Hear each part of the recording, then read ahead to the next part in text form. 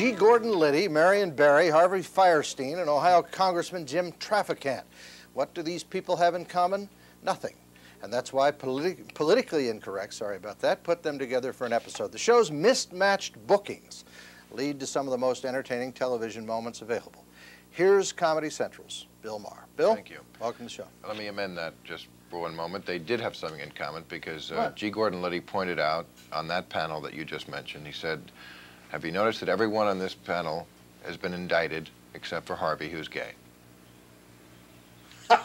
Traficant? Well, Traficant Was he indicted? Yeah, he did something in Ohio. He's a congressman. Of course he was indicted. Well, Traficant family in Ohio was a fairly well-known family. Yeah, they're not connected to the... Well, he had... yeah.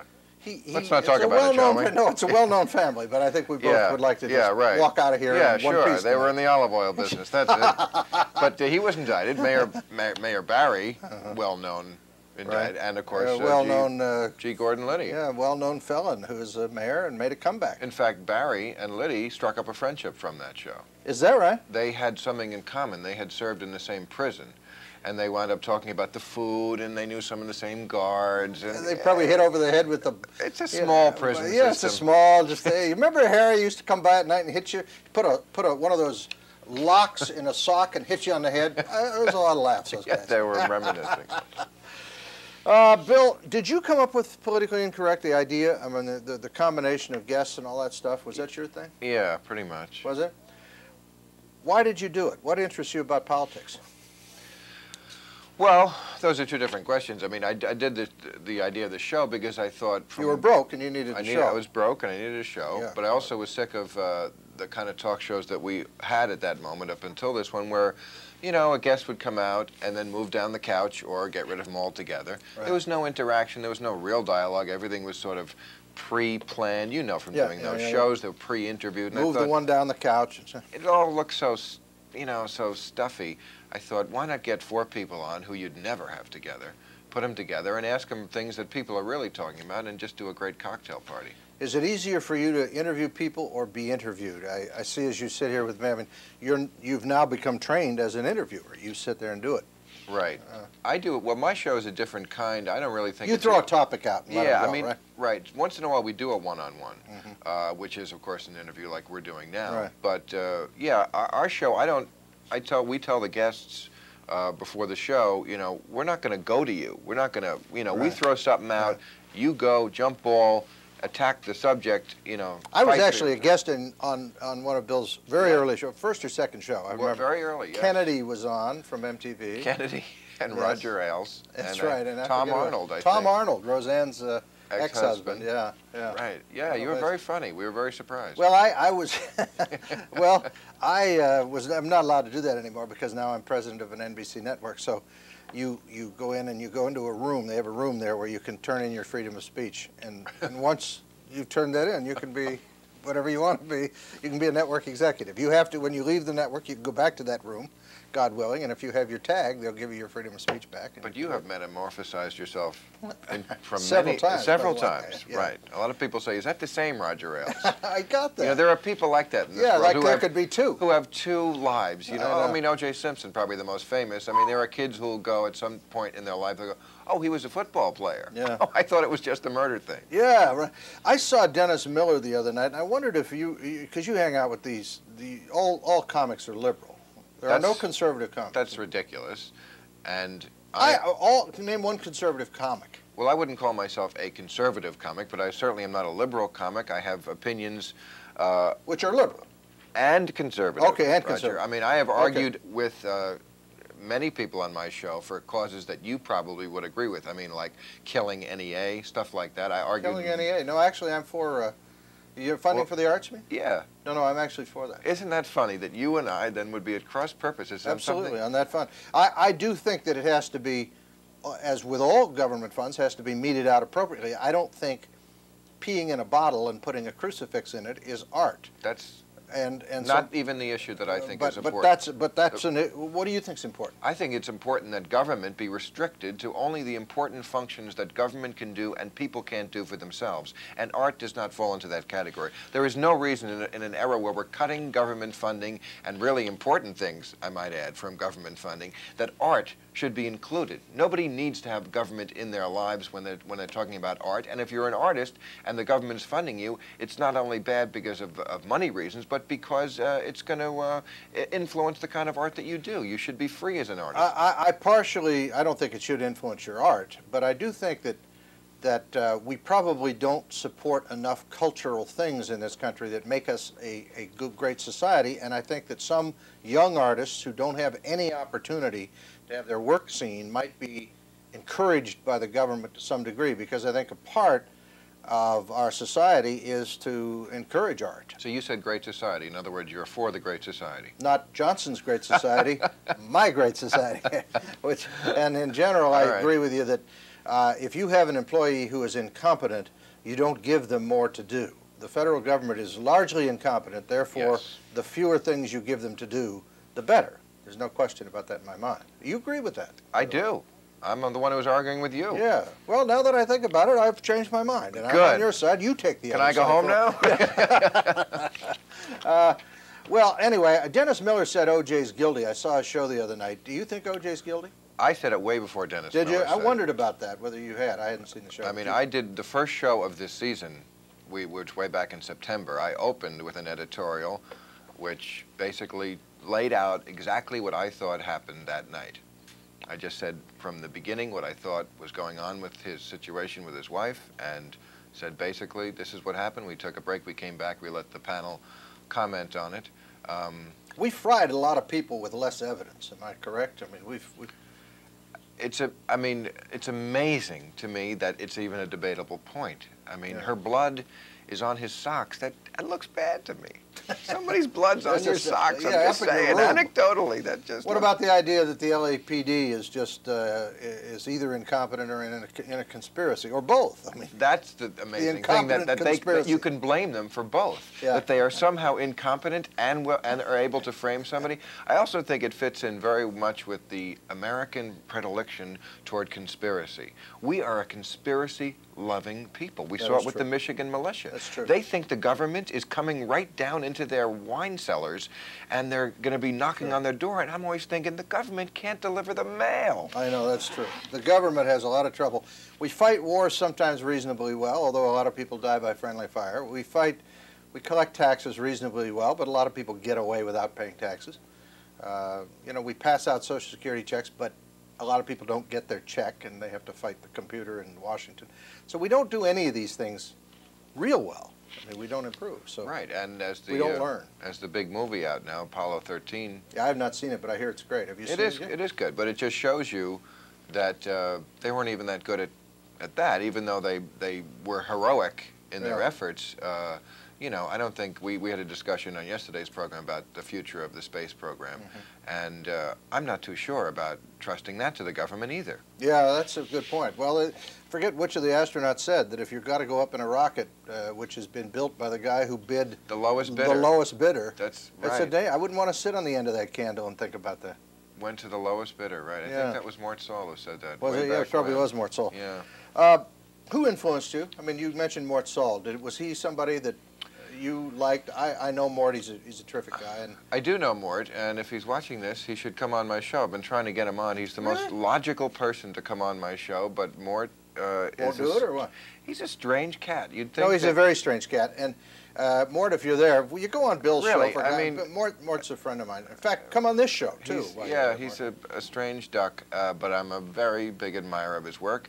I mean, when I started doing comedy, he was not on the scene as much as he had been in earlier years, but I've seen him recently. He has not lost a step. He's still a great performer. I saw Mort once at an old club in Chicago called Mr. Kelly's, which is now closed. Remember Mr. Kelly's in Chicago? And I sat with him in a booth in the afternoon. He read the afternoon newspaper, and I think he got on stage and did about 45 minutes of fresh comedy off the day's newspaper.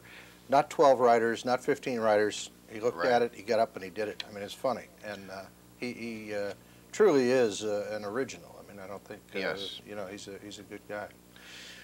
What's the future of Politically Incorrect? I got 30 seconds to a break. Is it going well and it's all going real good. Is it? We're taking a little summer break in another week. We have another, the end of this week, and then another week of taping, and then we'll be off till September. Okay, we're going to take a break. Back with Bill Maher in a minute.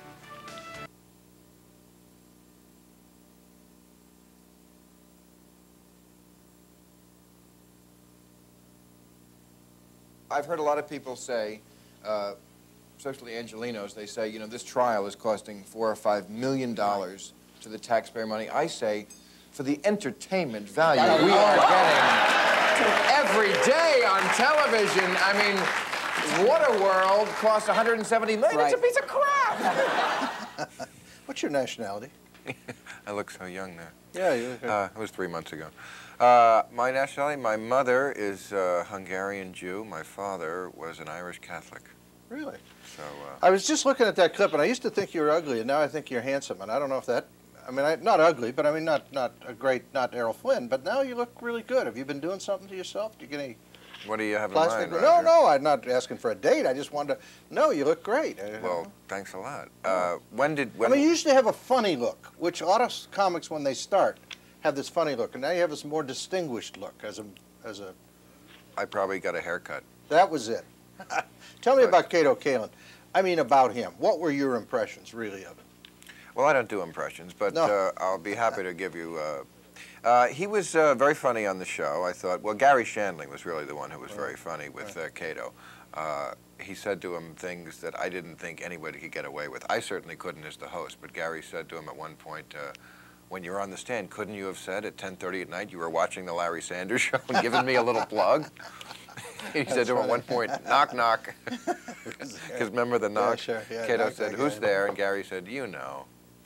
So he was awfully funny, right on the edge, which I love. That's great. But I mean, Kato's he's a funny guy. He's a very he's a very personable guy. Is he going to get a career out of this, or people just see him as sort of a house sponge? I mean, a guy who kind of hangs around.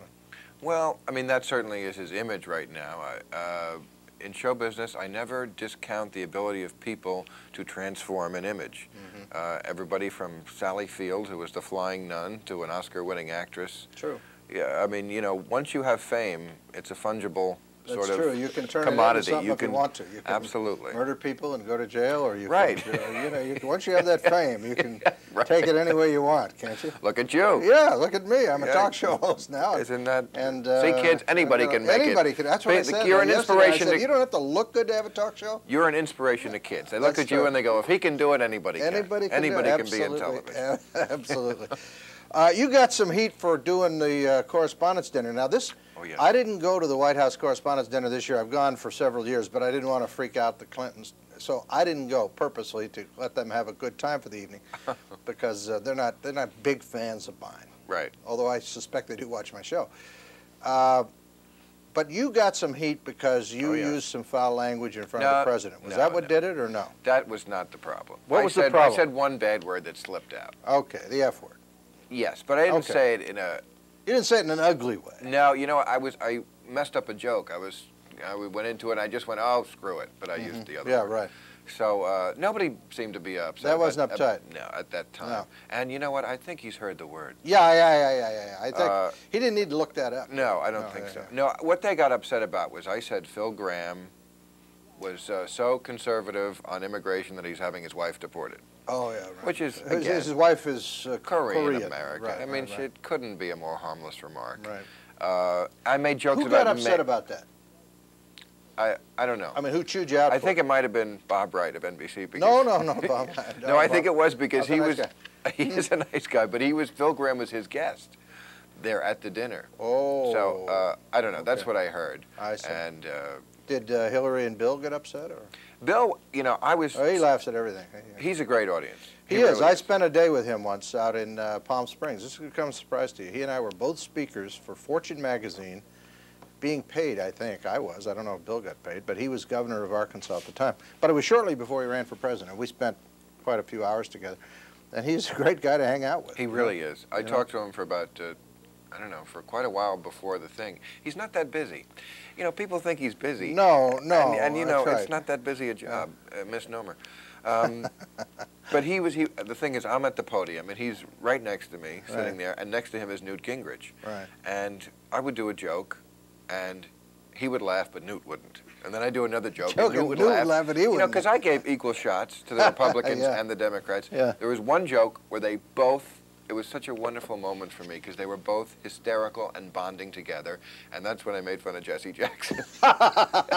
They both loved making fun of Jesse Jackson. Do you get a laugh on Jesse Jackson jokes these days? I don't know. I mean, sometimes when you do political humor, and Mort Sahl used to say this too, you know, some people are in and out, and you can get a laugh. You could always get a laugh on Martha Mitchell during the Nixon time.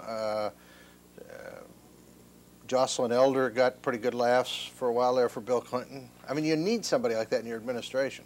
Well, and unfortunately, this administration is just chock full of... Chock full of them. I mean, I said they just ought to go ahead and assign a special prosecutor to everybody. And I had Mrs. Elders on the show recently. You did? And I'm a big fan of hers. And I you know... You like the part where she suggests everybody has masturbation lessons, or which part do you like best? Roger, I was a precocious child. I never needed them. You never needed them. I picked it up. But you feel there like might be some children somewhere who don't know how to do this and should be given the opportunity. Is that? Exactly. But you're not for government funding for the arts, but you would like the government to get into the masturbation business. It wouldn't cost them a dime. The kids are already there. Mm-hmm. That's...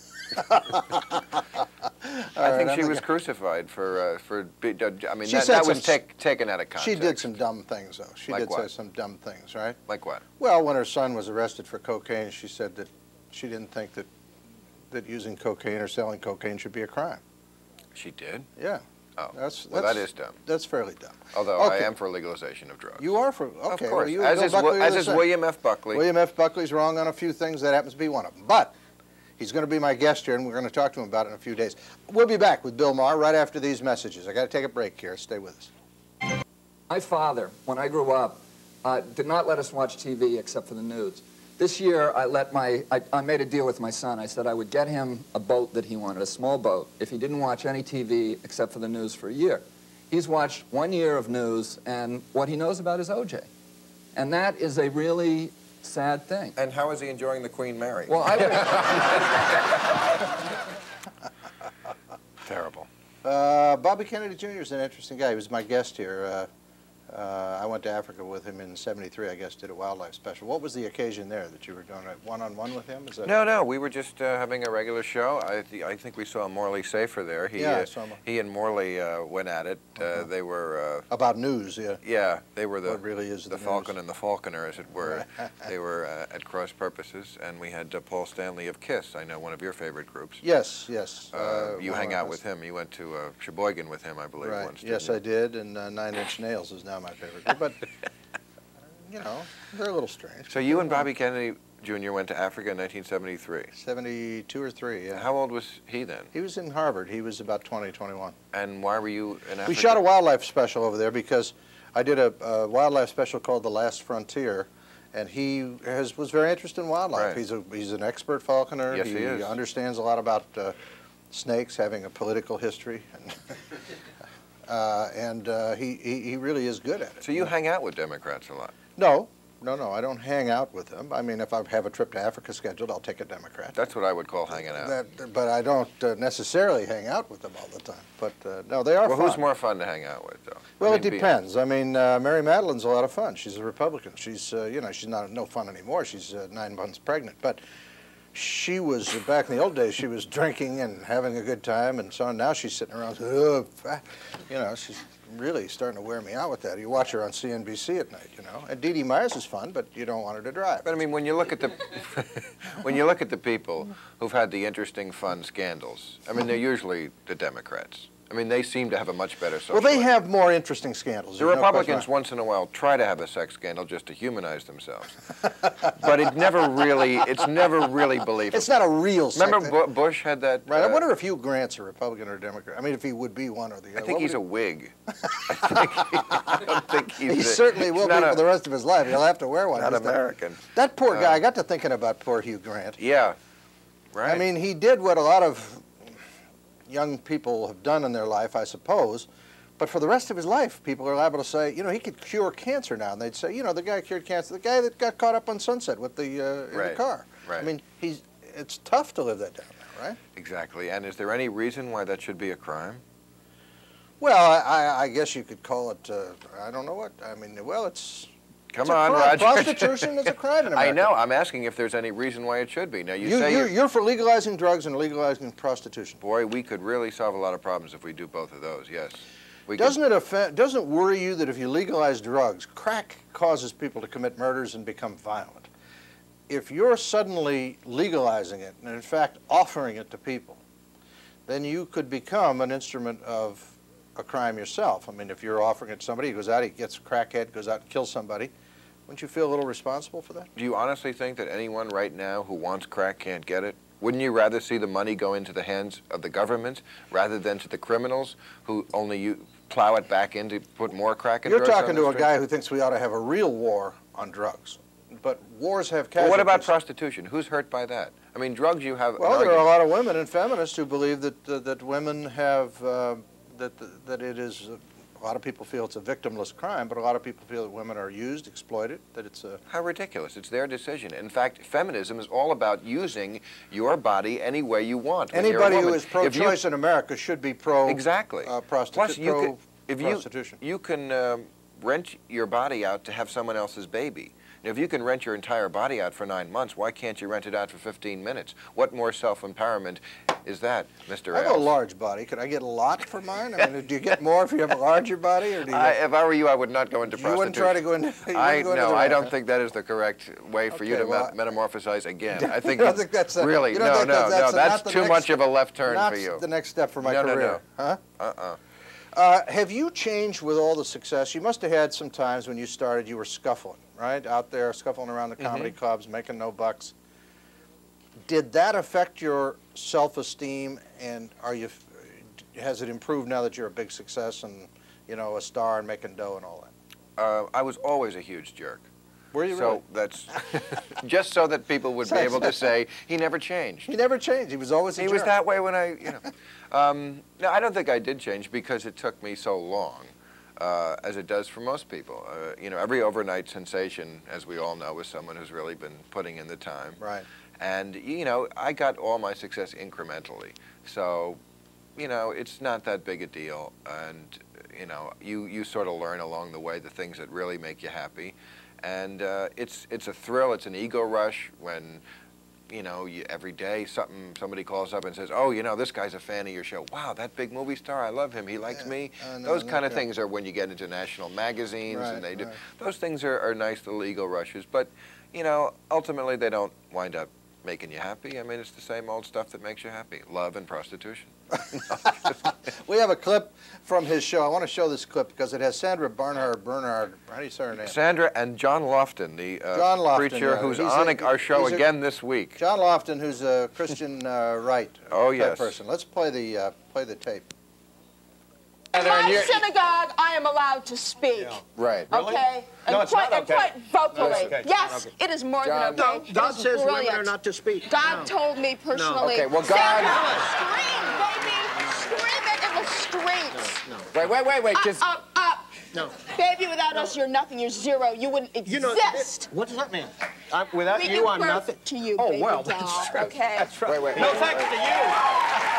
No thanks to what you believe. If I gave birth to you, you would be an abortion. Well, I'd like to thank my guest. Ooh, did she spit on it? Yes, she did. He's on the show, I think the one we're taping tomorrow. He sent us a fax today that said, please, no spitting this time.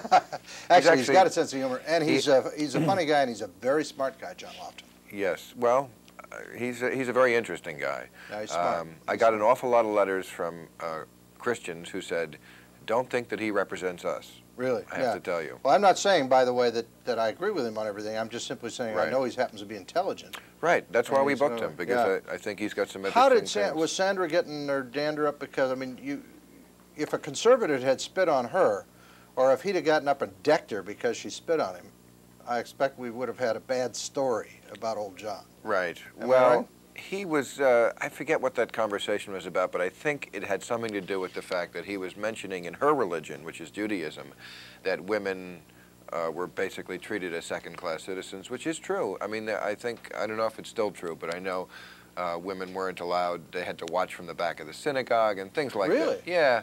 Oh, I think there's sexism in every religion, certainly in Catholicism. The Pope just issued an encyclical the other day basically saying that women, stop complaining, you're not going to get to be priests, and all that stuff, which they're clamoring about now. That's very interesting. So you get into some pretty heavy subjects, even though it's essentially a comedy show. Exactly. I think the funniest stuff comes out of the heaviest stuff.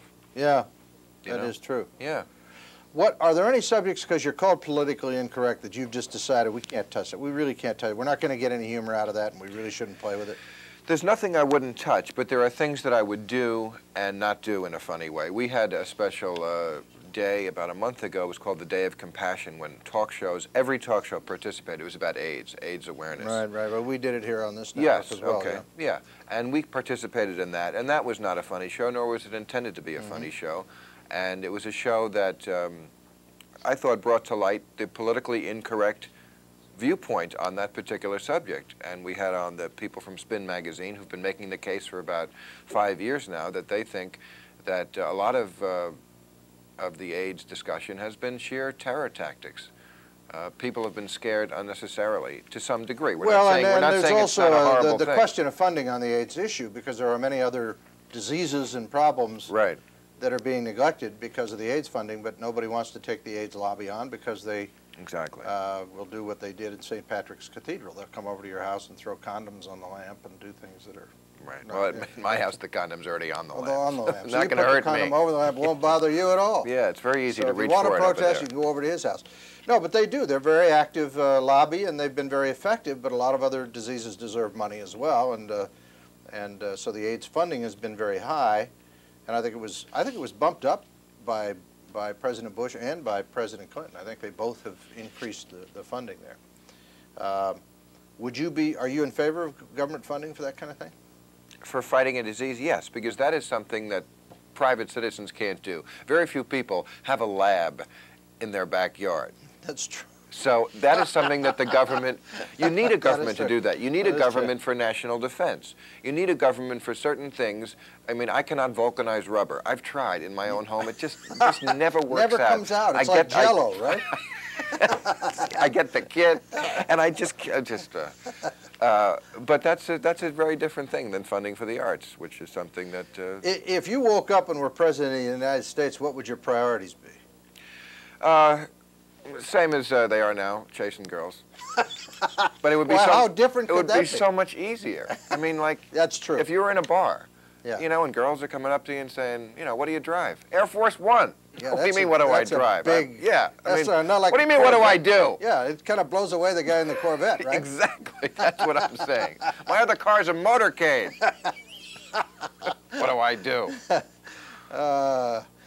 Are you optimistic about this country with all the kidding and all the problems and all the everything else? Are you pretty optimistic about America, or are you pessimistic? I think I'm optimistic. I'm optimistic about the world. We did an issue some time ago about, was it an annus mirabilis recently when, some of the things that we've seen, communism fall, Right. South Africa, the Middle East, things that 5-10 years ago, if you picked up the paper, even Northern Ireland, seemed to be completely intractable problems that would never be solved. Yep. So I say, there's a lot of stuff to worry about. Actually, all those things took place since Politically Incorrect went on the air. I wonder if there's a connection. There must be a connection. there. We got to take a break. Jimmy Webb's coming up next. You like his music, right? I love it. Okay, He's Bill, great. thanks for coming. My pleasure, All right, Roger. we're going to be back in just a minute with one of the biggest selling songwriters in music history, Jimmy Webb. Don't go away.